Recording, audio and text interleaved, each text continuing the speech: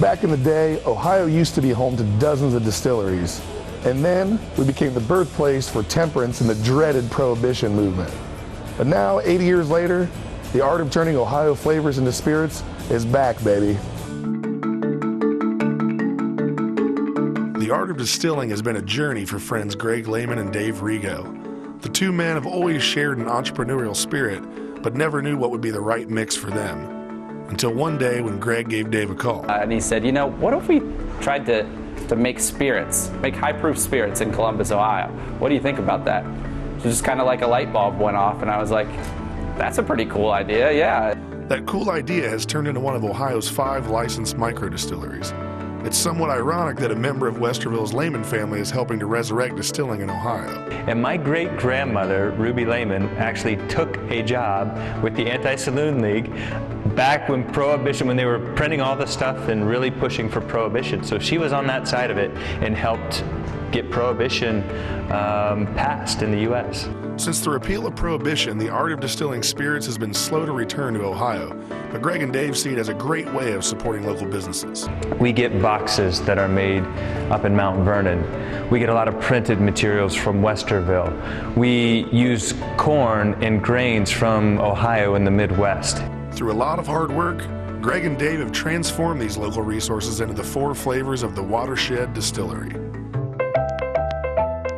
One of the biggest satisfactions for both men is meeting with the people who enjoy their spirits. And one great opportunity is during a behind-the-scenes tour that starts out with a game. We play Hammerschlagen. It's a game with a hammer and a nail. It's the rite of passage before they come in the back and see the distillery. And what folks get to see in the back is the detailed process of distilling. So this is the mash tun. This is the first step in the process. But we cook everything in here basically to create sugar out of the starch, and then we'll cool it back down. We add the yeast, and what the yeast does, it attacks that sugar, and it creates carbon dioxide and alcohol, the good stuff.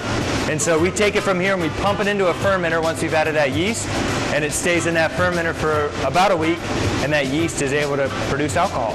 And we take the fermentation, the mash, and we pump it right in here. We fire up the still. Then basically what happens is the alcohol vaporizes, goes up this column, and hits some of these cold water condensers, so it changes back from vapor back to a liquid, and then comes out here.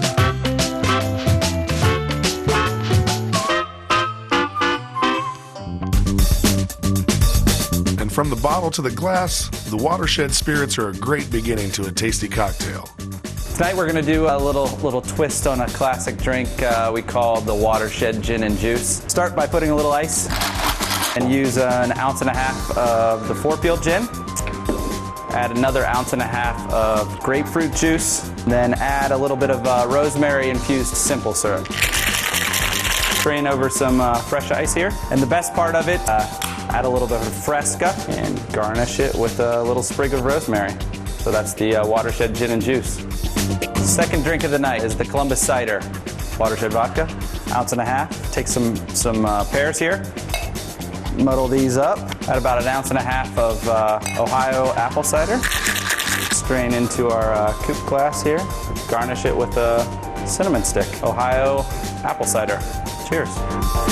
All right, our last drink is the Bourbon Bee's Knees. Start off with 1.5 ounces of Watershed bourbon. Then we use 1 ounce of honey syrup, half of a lemon. Add some ice. Rim it with a little slice of lemon. The Bourbon Bee's Knees. Any way you look at it, the popularity of small plates is big and only getting bigger.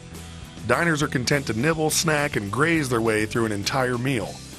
If you'd like to try your hand at some of the small plates we've seen, check out our website, nbc4i.com. If you've got a favorite place to nosh, let us know. Just send an email to nosh@wcmh.com.